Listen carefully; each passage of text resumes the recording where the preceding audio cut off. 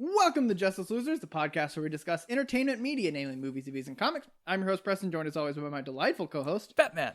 I had to lip my lips in the middle of that. I noticed. I was going to acknowledge it, but I thought, no, I'll walk the classy path here.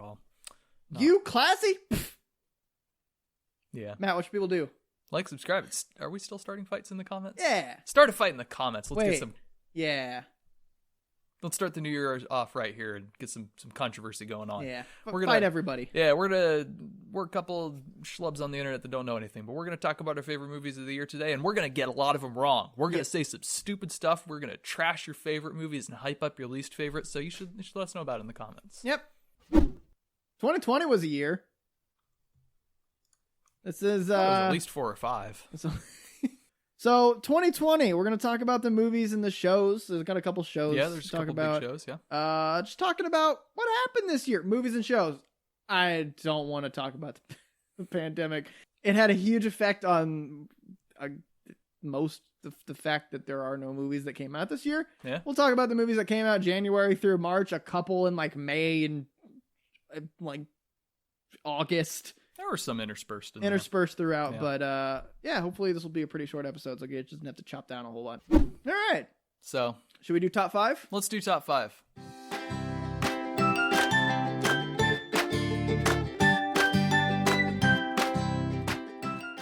All right. Crap, what have I seen this year? I think, all right, I know my top 2. Okay. For sure. I think I'm going to put Soul as my number 1 and Defending Jacob as my number 2. Okay. I think that's just because I love them both so much. Like, they're both a 9, but I think Soul gets a little bit better just because I could watch it again easier. Okay. And also it's just like, it's just more fun. Yeah. I think it's just, I want to go watch it. Like I want to have a good time. I'm going to go watch it. Yeah. Give your top couple if you can think of. Okay, unless so you've already written them down. My number 1's going to be Queen's Gambit, if we can count TV miniseries on our list. Yep. Number 2 is probably going to be Ma Rainey's Black Bottom. Okay. I've kind of got a few that are really close in there.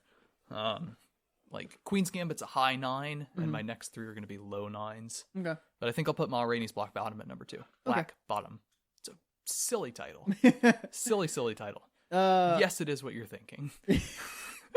I think I'm gonna put God, what else have I watched? Do you have things that I've watched? Tenet, Onward, Birds of Prey.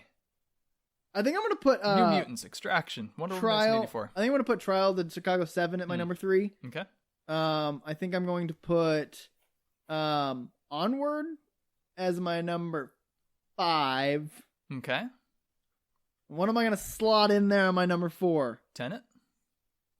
I think I might do Tenet. All right. I think I'm going to slide in Tenet on the number 4. Okay. Trying to think if there's anything else that I watched that I I loved. I don't think there is, because that's going to be like, Soul and Defending Jacob are both 9s. Mm-hmm. Onwards, I think is an 8 for me. Same. I think Tenet is a 7. Okay. And I think Onward is, or not on, no, what? I'm missing, Trial of Chicago 7 is an 8. And so is Onward. That's confusing. And then, yeah, it kind of is. So yeah, so mine in order: Soul, Defending Jacob, Trial of the Chicago 7, Tenet, Onward. That's my 5. That's my top 5 of the year. All right. I love how you put a 7 above an 8. I did. We'll go with it. Wait, what? Did I? Yeah. What's a 7? Tenet.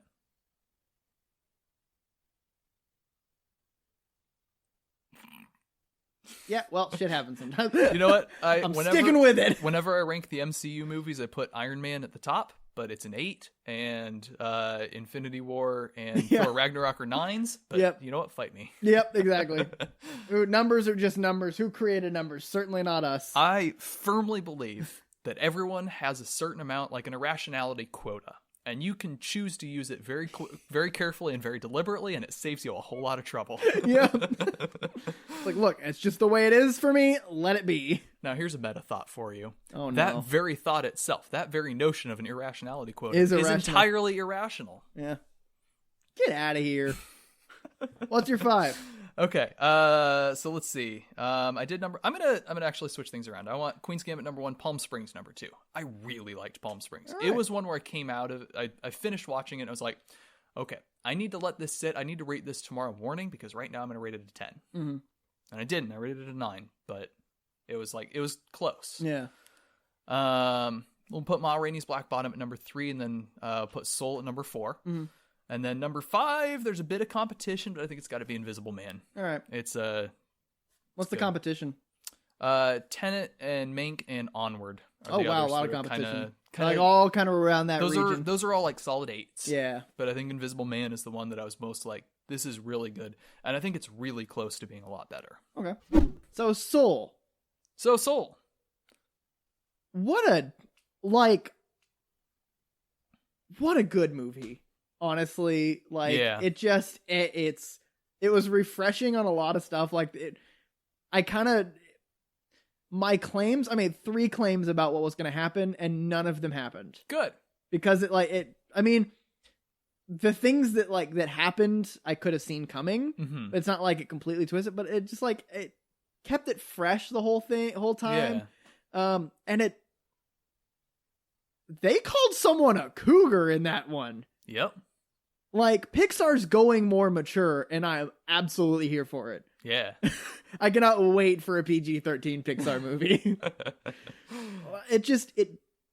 And the intelligent jokes, like the jokes referencing philosophers, like being philosophers, the Marie Antoinette joke, surrounded by cake, and also just being ahead.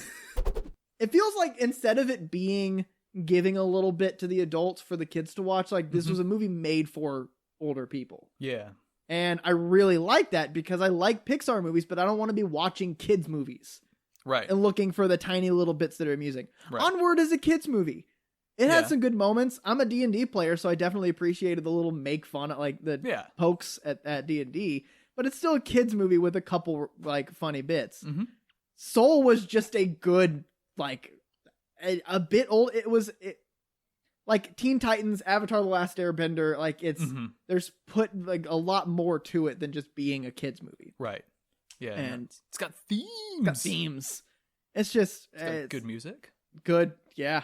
Honestly, it was not about jazz a whole lot. I was like, it's about jazz. Hell yeah. And then it was like jazz there for the first 10 minutes. And then little bits and bobs of jazz throughout, and then drips and jabs. Such a good movie. And it also just came out, so like we haven't had a chance to talk about it yet. True.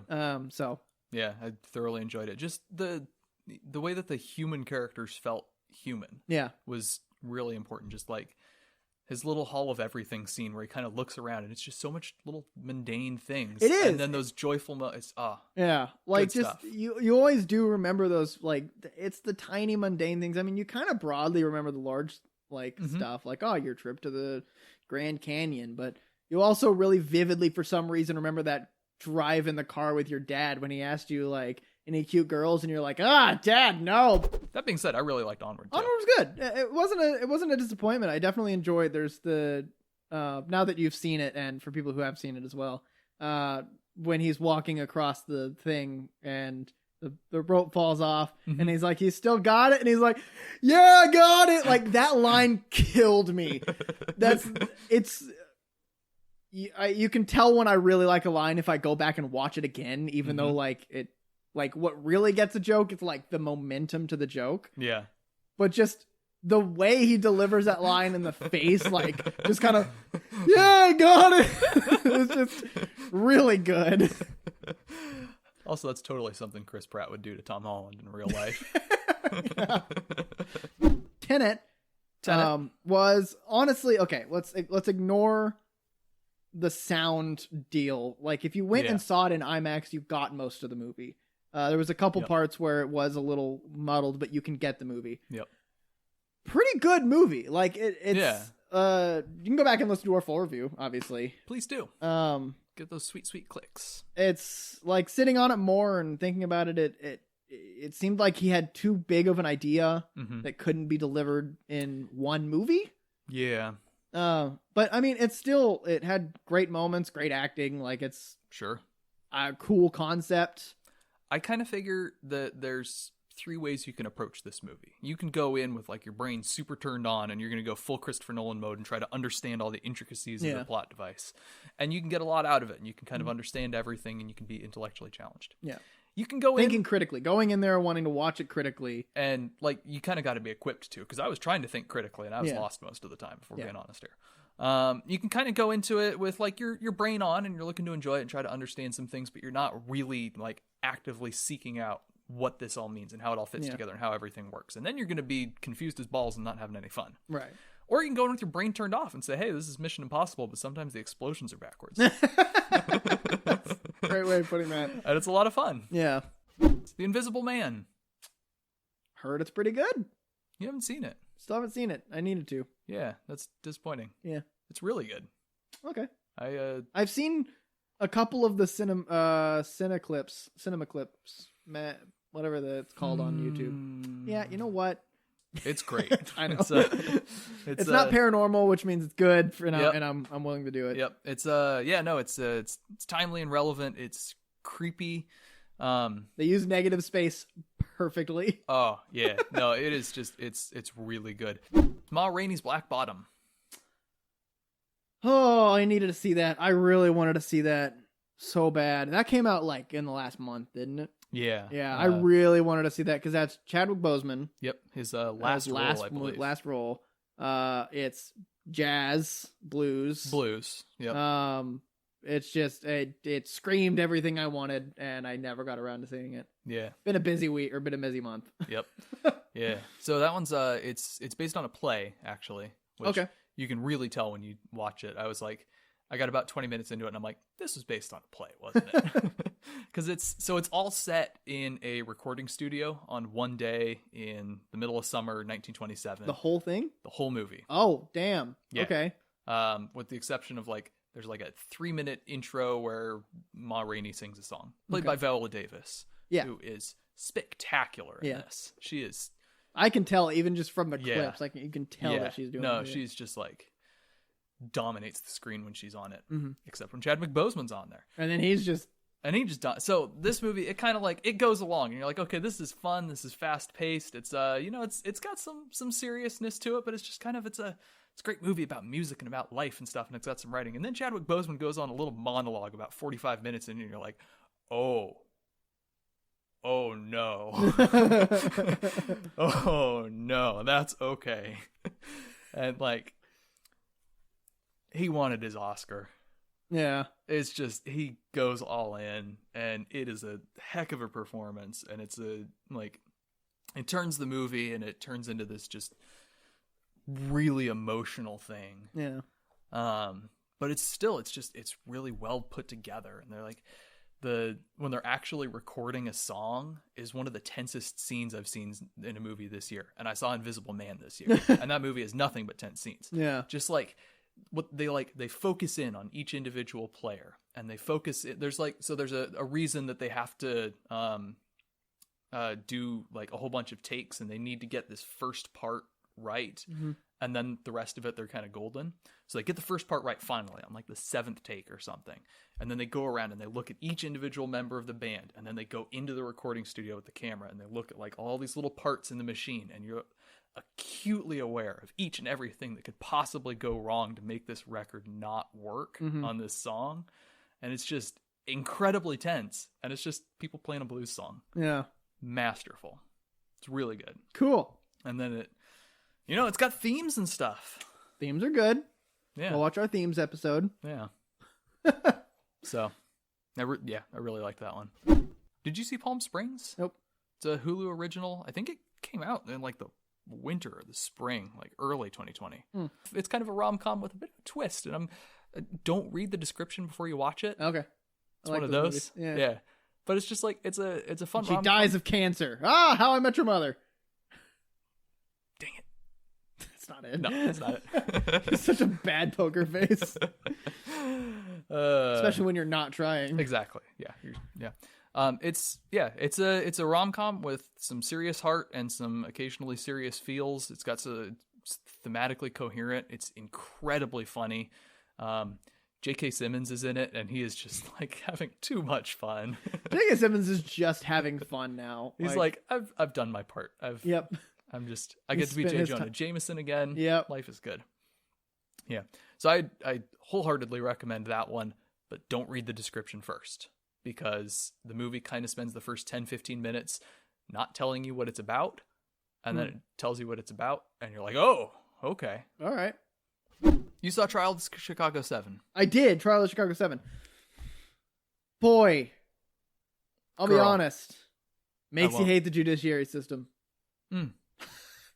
Like, to see how it can be so easily, not how it can be, how it was so easily exploited to play to politicians' whims. Okay. Yeah. Watch that movie. It is really important to be aware that shit happened in America. Yep. Sorry to get political, but it's a great movie. All right. Defending Jacob. I want to retouch on this one. All right. Apple Plus or Apple TV.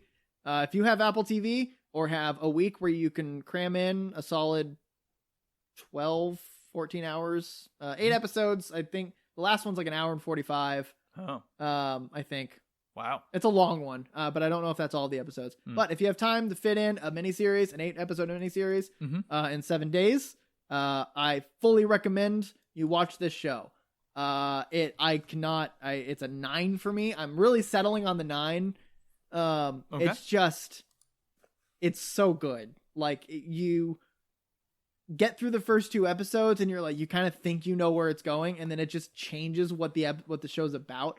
Again, not really what it's about, but kind of like what it's telling you. Right. And the ending is the ending. I really don't want to tell anybody about like the way if like my feelings after the ending, because I need people to experience it.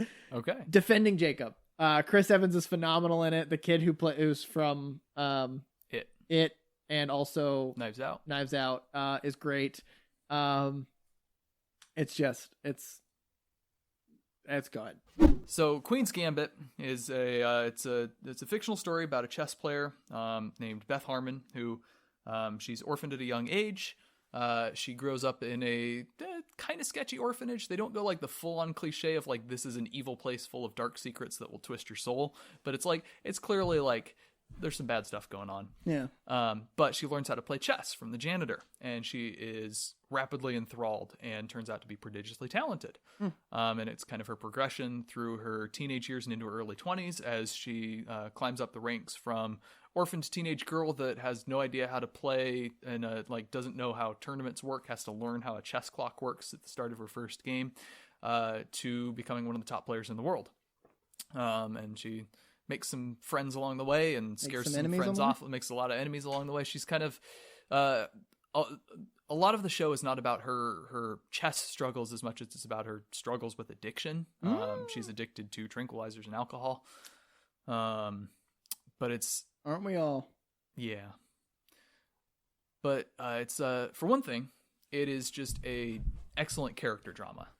Elizabeth Harmon is a really compelling character. She's fleshed out in a lot of different directions, and a lot of the thematic arcs of the story tie into her character arc so nicely.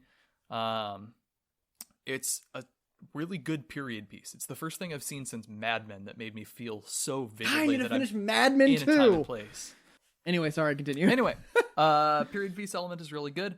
The chess, as a relatively serious chess player myself, the chess is done right. There are bits and pieces you can nitpick and you can say, okay, this rule is not exactly like that. There's some moments where it's like, okay, that's not quite how a real chess player would talk about that, but it's close.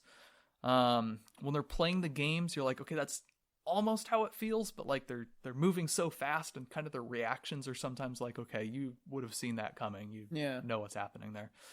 But it's like 90% authentic, and it feels real, and it got me excited about the game again.